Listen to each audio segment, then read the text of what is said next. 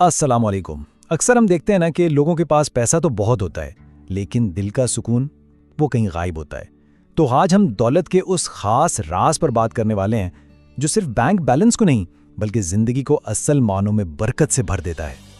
ये एक ऐसा सवाल है जो हम में से हर कोई कभी ना कभी खुद से जरूर पूछता है।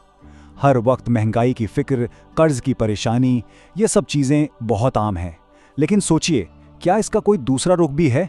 एक ऐसी जिंदगी जहां कमाई के साथ साथ दिल का सुकून भी हो? जी हाँ, बिल्कुल मुमकिन है। चलें इसी को एक्सप्लोर करते हैं। तो देखिए, दौलत को ना हम दो तरह से देख सकते हैं। एक तरफ है बस ज्यादा पैसा, जिसके साथ अक्सर स्ट्रेस, परेशानी और कर्ज का बोझ भी आ जाता है, हमेशा ये एहसास कि ये काफी नहीं है। और फिर दूसरी तरफ है बाबरकत रिज्क, यानी वो कमाई जिसमें सुकून है, काफी होने का एहसास है और इस्तेहकाम है। तो इससे साफ पता चलता है कि असल चीज पैसों की गिनती नहीं बल्कि दिल का सुकून। तो सवाल ये पैदा होता है कि ये सुकून और इत्मीनान ये आखिर आता कहाँ से है? इसका जवाब एक लफ्ज में है, बरकत।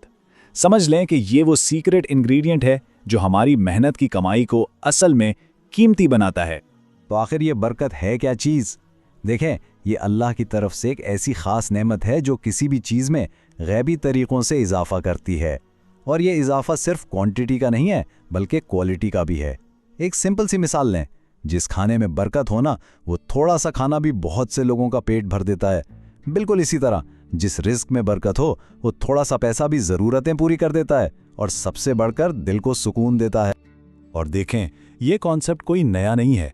हमारे प्यारे नबी सल्लल्लाहु अलैहि वसल्लम ने खुद अपनी उम्मत के लिए दुआ फरमाई कि ए अल्लाह, मेरी उम्मत के दिन के आगाज में बरकत अता फरमा।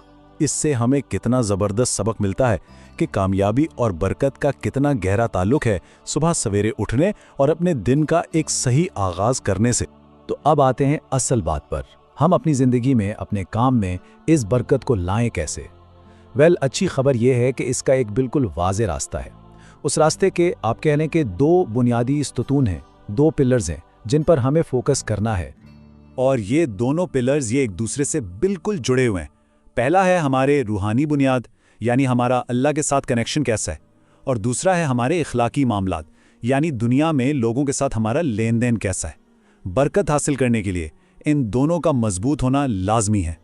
अब अगर हम पहले पिलर की बात करें तो इसकी सबसे पावरफुल आदत है अपने दिन का आगाज फजर की नमाज से करना। जब कोई अपने दिन की शुरुआत ही अल्लाह की इबादत से करता है तो उसकी सारी कोशिशें ऑटोमेटिकली उस बरकत वाले वक्त से जुड़ जाती हैं। आप खुद सोचें, सुबह सुबह जहन कितना फ्रेश और क्लियर होता है, डिस्ट्रैक्शंस कम होते हैं। इससे फोकस और प्रोडक्टिविटी में बेपनाह इजाफा होता है। और दूसरा स्तून वो है हमारे मामलात की पाकीज़गी। ये एक ऐसी शर्त है जिस पर कोई कॉम्प्रोमाइज़ नहीं हो सकता। अगर बरकत वाली कमाई चाहिए तो ईमानदारी, शफ़ाफियत और हराम, ख़ास तौर पर सूद यानी रिबा से बचना लाजमी है। एक बात हमेशा याद रखें, बेईमानी से शायद फौरी तौर पर पैसा ज़्यादा दिखे, लेकिन वो अपने साथ से बरकत को बिल्कुल ख़त्म कर देती है, जबकि सच्चाई और दयानतदारी में ही अल्लाह बरकत डालता है। चलें इस कॉन्सेप्ट को ना एक छोटी सी प्रैक्टिकल एग्जाम्पल से समझते हैं। इमेजिन करें कि बाजार में दो दुकानें हैं, बिल्कुल साथ साथ। अब जरा स्टेबल पर गौर करें। दुकान ए की सेल्स बहुत ज्यादा हैं, ठीक है, लेकिन इसकी आमदनी में हमेशा उतार चढ़ाव रहता है। मालिक हर वक्त टेंशन में है और कर्ज के बोझ तले दबा हुआ है। अब दूसरी तरफ दुकान बी को देखें। आमदनी शायद कम है लेकिन मुस्तहकम है, स्टेबल है। मालिक पुरसुकून है, कर्ज से आज़ाद है और इसके कस्टमर्स इस पर पूरा भरोसा करते हैं। तो ये कंपैरिजन बिल्कुल साफ दिखा रहा है कि असल कामयाबी सिर्फ सेल्स के नंबर्स में नहीं बल्कि काम की क्वालिटी और जहनी सुकून में है। तो इस मिसाल से सबसे बड़ा सबक क्या मिलता है? ये कि कारोबार का जो असल मुनाफा है ना, वो है सकीना, यानी वो गहरा दिल का सुकून और इत्मीनान जो इंसान को अपने काम और रिस्क में महसूस होता है। हमेशा याद रखें, बरकत की सबसे बड़ी निशानी बैंक बैलेंस का बढ़ना नहीं बल्कि दिल का मुतमईन हो जाना है। तो अब सवाल यह है कि हम अपनी फाइनेंशियल लाइफ में इस बरकत वाले रास्ते पर चलें कैसे? चलें इस सारी गुफ्तगू को चंद प्रैक्टिकल एक्शन पॉइंट्स में समराइज करते हैं।